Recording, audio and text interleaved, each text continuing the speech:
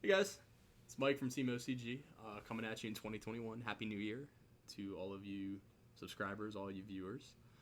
We're coming at you today with our budget stun deck for the December 19th list. We wanted to get it up to you a little earlier, but obviously with holiday stuff, there's been a slight delay. In any case, this is going to be a budget variant of it, so kind of keep that in mind. I will comment on some of the choices that you could obviously swap out and include if you want to spend more money or vice versa. So I'm going to go ahead and jump right into it. As always, make sure to comment, make sure to subscribe. It is always much appreciated. And yeah, let's get started. So first up, we have our three Fossil Dyna. Obviously, these are German first ed. These are Jake's, but you do not need to flex this hard. Feel free to get super copies, common copies, whatever the case may be. But this is an absolute staple. You need to play 3 of this card. This is going to be your best opening. It should go without saying that Stun is going to be a going first deck. If you win the dice roll, you want to open with this and typically 3 to 4 back row. Usually Solemns, other kinds of negates. This card just shuts down everything. So I'm not going to get super into it, but absolutely 3 of him. Next staple, 3 Inspector Border. Again, this card shuts down so many decks, really, unless they can make a link 1. It tends to just shut down a lot of decks. It's also a huge body at 2,000, so this is another staple. Obviously, 3, just a really good card all around if you're playing Stun. Very cheap as well, which is nice, so definitely 3 of that. We were originally playing Ryo a couple of formats ago, but instead, Banisher the Radiance is just too good right now. What this deck, or what this card does to a lot of decks, rather, is just insane. Like, it absolutely destroys dinosaurs, makes your opponent banish all cards, so they have to banish the spells and traps for Virtual World as well. It shuts off a lot of hand traps. Absolute staple. This I don't know. All 9 of our monsters, all 9 of our Floodgate monsters are typically good openers. But Banisher is excellent. And 1600 is more relevant than you may think. So definitely 3 of. And then the last monster we're playing is actually 1 copy of Alpha. Now, and I touched base in this in another deck profile of ours, but this is a card that I personally would pick up right now if I didn't have copies of it. I think it's in roughly the $30 area. It's an amazing card. It's outs a lot of problem cards, including Red Eyes. You can just drop it and run stuff over. The problem in this deck typically is big defense monsters or big threats. Like if your opponent goes first and you have trouble outing big threats, there's not a whole lot you can do. Alpha sort of fixes that problem. So this is what we wanted to use as our 10th monster. It's also nice that he's recurring. You know, you can use him 1 turn, bring him back to your hand, use him again. If you are someone that doesn't want to spend the money, that's totally fine. I get that. It's tough out there. Pankratops is a good option, Dino Wrestler Pankratops, as well as Grand Manju. Like we test it with Manju, and 1 copy with Desires and Banisher. Sometimes it just works as a huge body and, you know, just a push. At one point, I think we tried Spirit Reaper, just as an old school defense. There's probably a better card than that now, but, you know, there's a lot of options as your 10th monster, but Alpha, definitely worthwhile, definitely great investment in the deck. So it's going to be 10 monsters for your spells. Best card, Pot of Duality. This is pretty. This you know doesn't need an explanation. It's obvious you're playing 3 of this. Great card. We only play 2 Pot of Desires. Now, this is, I think, better at 2. What I tend to have found with 3 is that, you know, it decks you out very quickly. Sometimes you banish relevant cards. I feel like 2 of this is perfectly fine. Keep in mind, this is a deck, this is budget, so this is a deck where Pot of Extravagance effectively acts as a Pot of Greed. If you wanted to pick that card up, you can definitely get a set now for probably 60, 80 bucks, something in that area. And it's definitely worthwhile to invest if you are a serious Stun player. But for our budget friends, I would play 2 to 3 Desires. We're going with 2 in this build, but it works out really well. There were also games where, when we were running 9 and we were running 3, I would run out of monsters. You would banish. Yeah, if you banish all your monsters, like it just tends to be a slow, terrible way to die. You draw into it less. Yeah, like it's good when it gets there. I mean, I also don't like it with Extravagance because obviously you can't draw if you activate Extravagance. So, last card, best card in the deck, Card of Demise. It's at 1, so play 1. It's broken if you resolve it in this deck for sure. For equips, we play 2 Power of the Guardian, and this is a phenomenal card. If you guys don't know what it does, the equip monster gains 500 attacks per counter anytime it's involved in battle. So if it attacks or an attack is declared on it, you put a counter on the card, and then for every counter, it gains 500. And then you can remove a counter if it would be destroyed by battle or card effect, and protect it. So this in Dyna and this in pretty much any Floodgate is just a really easy win button.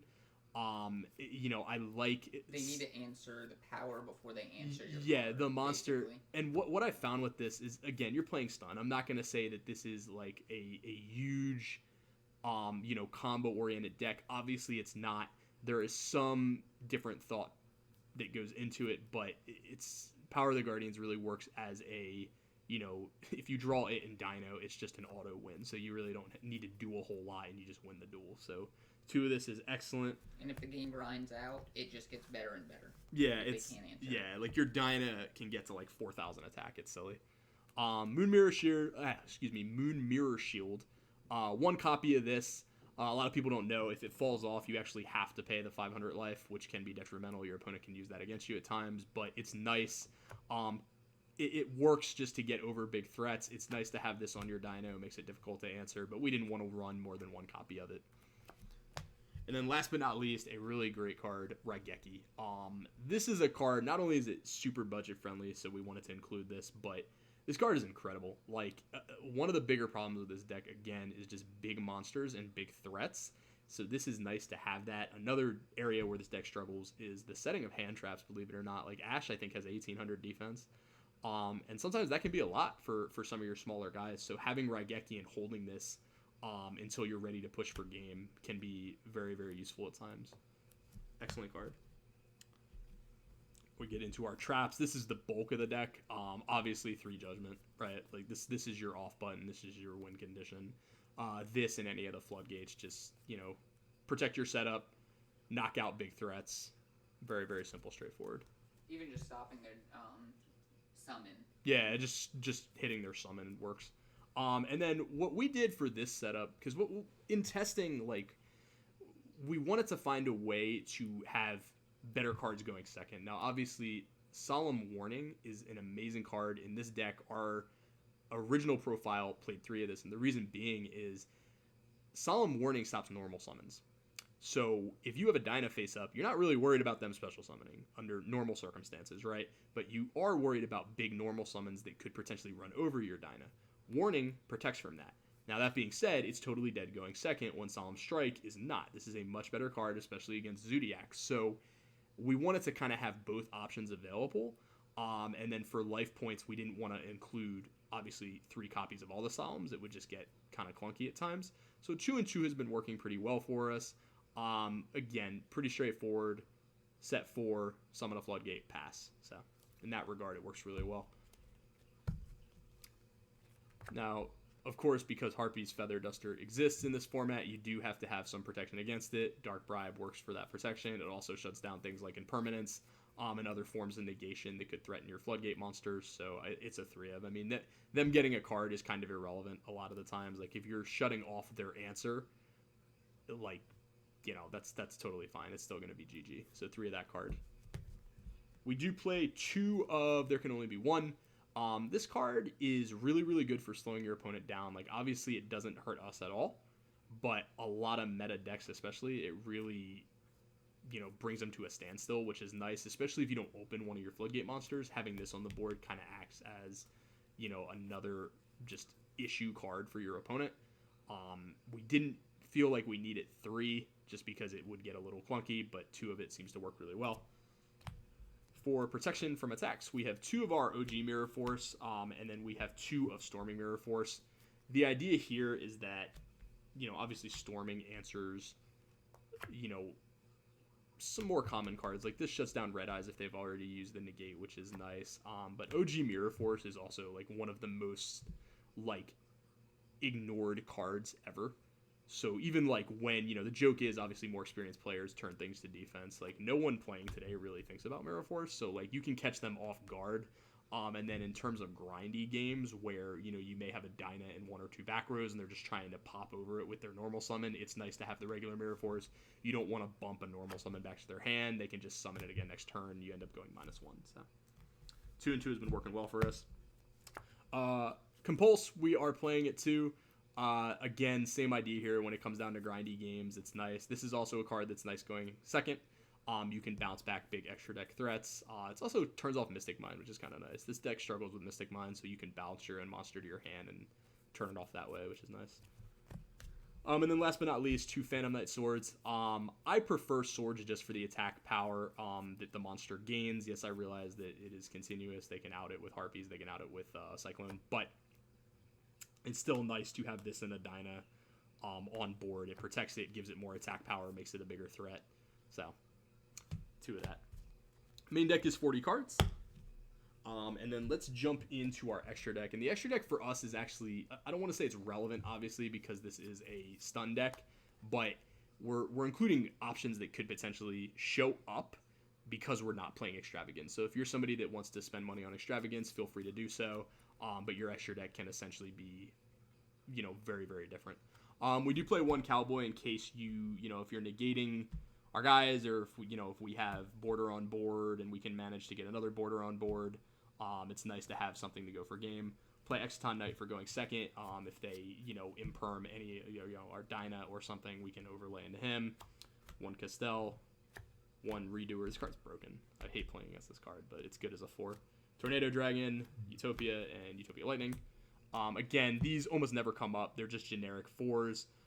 But, if they imperm your Fossil and you have a border on board, you can go into these to potentially answer cards. So it's nice to have access to them. We play 1 Elder Entity. This is just for the Dogmatica matchup. You can send this off and potentially go plus. So it's kind of nice to have that. And obviously you have the room. We do play 1 Fortress Dragon as well as 1 Mega Fleet Dragon. These cards are surprisingly relevant. Like, Cyber Dragon is a very viable rogue option right now. I play it myself, and we have a deck profile up on it, or that will be going up soon. In any case, if you ever play the Cyber Dragon matchup and you have these, like, it's basically GG. Like, no one really plays around them, at least not average level players, especially they don't know what you're playing, so it's worth it if you have room. And then last but not least, we play our Super Poly targets. We play double Starving Venom, probably the most common target. We play 1 of Earth Golem Ignister. We play 1 Mud Dragon, and then we play the 1 World Chalice Dragon for link decks. And again, you have the room.